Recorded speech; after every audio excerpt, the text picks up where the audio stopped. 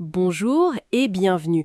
Aujourd'hui, on explore le dropshipping en 2025. Alors, est-ce que c'est encore une voie réaliste ou plutôt un chemin plein d'ambition? C'est la grande question, en effet. On a pas mal de sources, des guides assez optimistes comme Hostinger, AliDrop, et puis des discussions plus nuancées, on va dire, sur Reddit ou les makers. Oui, et sans oublier le regard de la Cour des comptes sur la DGCCRF qui suggère plus de contrôle. Le paysage est complexe. Notre objectif, c'est donc de décrypter un peu tout ça, donner une vision claire, nuancée sur ce modèle économique. Exactement. Pour commencer, le concept de base, il est simple. Vendre sans avoir de stock, c'est le fournisseur qui expédie directement au client. C'est ce que rappelle Keobis par exemple. Le principal avantage, c'est toujours les faibles coûts pour démarrer, la flexibilité, c'est ça? Les makers insistent là-dessus. Oui, c'est séduisant sur le papier. Mais attention, c'est une vision incomplète. Incomplète. C'est-à-dire? Quels sont les gros inconvénients qui ressortent par exemple sur Reddit ou chez les makers? Ce qui frappe le plus, je dirais, au-delà de la concurrence qui est juste féroce, c'est la vulnérabilité. Une dépendance énorme vis-à-vis des fournisseurs. Ah oui? Ben oui, la qualité des produits, elle est parfois aléatoire, les délais de livraison peuvent varier énormément, et puis la gestion du service après-vente, c'est pour votre pomme en tant que vendeur. D'accord. Donc un seul mauvais fournisseur et tout peut s'écrouler. Exactement. Ça peut ruiner une réputation très vite. C'est un risque majeur, souvent sous-estimé. Et bien sûr, il faut quasi constamment payer pour la publicité si on veut être visible, c'est clair. D'où l'importance d'éviter certaines erreurs rédhibitoires dès le début. WebNSEO et Hostinger parlent beaucoup d'originalité, fini le copier-coller des descriptions, j'imagine. Ah mais complètement. Se différencier, c'est devenu vital. Il faut un site unique, des descriptions qui donnent envie, bien sûr, mais ça passe aussi par le choix d'une bonne niche. Une niche qui ne soit ni trop large, ni complètement saturée. C'est ça. Et surtout des fournisseurs fiables, quitte à vraiment tester des échantillons soi-même. C'est crucial. Et d'autres erreurs. Les makers mentionnent aussi le branding, le service client. Oui, négliger sa marque, son image, ou alors bâcler le service client. Ce sont d'autres raccourcis vers l'échec, c'est certain. Bon, alors comment on construit des fondations solides pour trouver sa niche, par exemple? Au-delà de regarder Google Trends ou les best-sellers Amazon qui, comme le dit WebSEO, ne garantissent rien sur sa propre boutique. Disons que l'alignement avec ses propres centres d'intérêt, ça peut aider, c'est sûr. Mais le plus important, c'est d'identifier un vrai besoin et surtout une façon de se démarquer. Et il y a des tendances qui se dessinent pour 2025? Oui, on voit des choses émerger. Les produits éco-responsables, tout ce qui touche au bien-être, les animaux, le sport à la maison, la petite enfance. Les makers, AliDrop en parlent. Par contre, attention aux secteurs ultra-concurrentiels comme les vêtements, les montres. Keobis met en garde là-dessus. C'est très difficile de percer. D'accord. Et concernant les fournisseurs, est-ce qu'il y a des alternatives sérieuses à AliExpress? J'ai vu que DropEasy cite des acteurs européens comme Big Buy, WeStock. C'est plus sûr. Ça peut l'être, oui, notamment pour les délais de livraison ou peut-être la conformité européenne.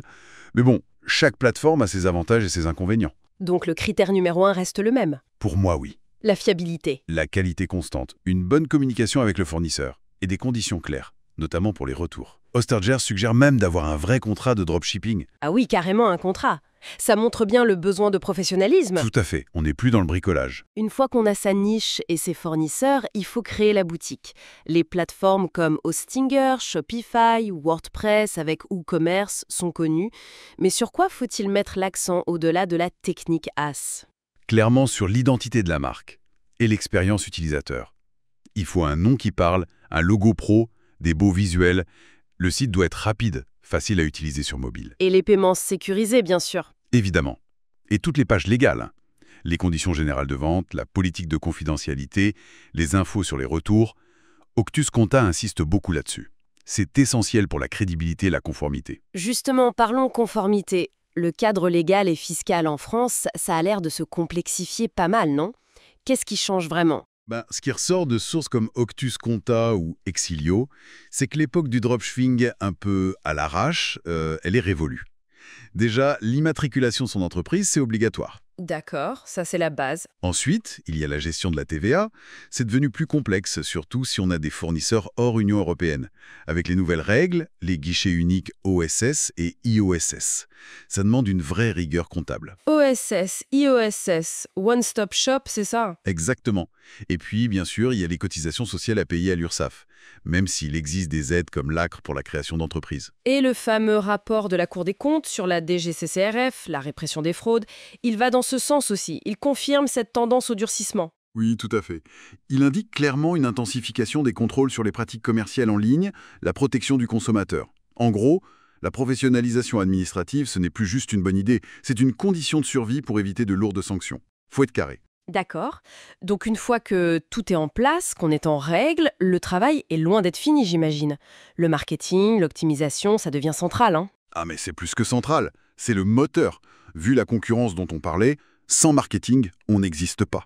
Et quelle stratégie marche bien? Les markers ou AliDrop citent quoi? Les classiques. Publicité ciblée sur Facebook, TikTok, Google Ads. Le marketing d'influence aussi. L'email marketing pour fidéliser. Mais le plus important, c'est d'analyser constamment les résultats. Avec quels outils? Google Analytics? Si des outils comme Hotjar pour voir comment les gens utilisent le site. Il faut suivre les indicateurs clés. Taux de conversion, coût d'acquisition client, panier moyen. Et ajuster. Tout le temps. Ajuster les prix, le design du site, tester de nouveaux produits. Exactement. C'est un processus d'optimisation continue. Ce n'est jamais vraiment terminé. Donc, si on résume, le dropshipping en 2025, c'est encore jouable, mais on est très très loin de l'Eldorado facile qu'on vendait parfois. C'est exactement ça. Le succès, ça demande une vraie stratégie, de la différenciation, choisir ses partenaires avec soin, être irréprochable sur le plan légal et fiscal, et puis bosser dur sur le marketing et l'optimisation. Voilà. La complexité réglementaire, la pression de la concurrence, tout ça exige un professionnalisme bien plus grand qu'avant et une vision à long terme. Ce n'est clairement pas un sprint, c'est un marathon. Et face à cette saturation, à ces exigences croissantes de qualité, de conformité, la réflexion finale qui émerge un peu de nos sources, c'est peut-être qu'il faut aller au-delà du simple rôle d'intermédiaire, non? Précisément. C'est une excellente question pour conclure. Pour vraiment durer et se démarquer en 2025, est-ce qu'il ne faut pas viser plus haut que le simple arbitrage de produits trouvés sur AliExpress? C'est-à-dire? Peut-être en construisant une marque plus forte, une vraie identité. Par exemple, via ce qu'on appelle le white labeling, la marque blanche. On appose sa propre marque sur un produit fabriqué par un tiers. Ça permet de mieux maîtriser l'offre, l'image, l'expérience client.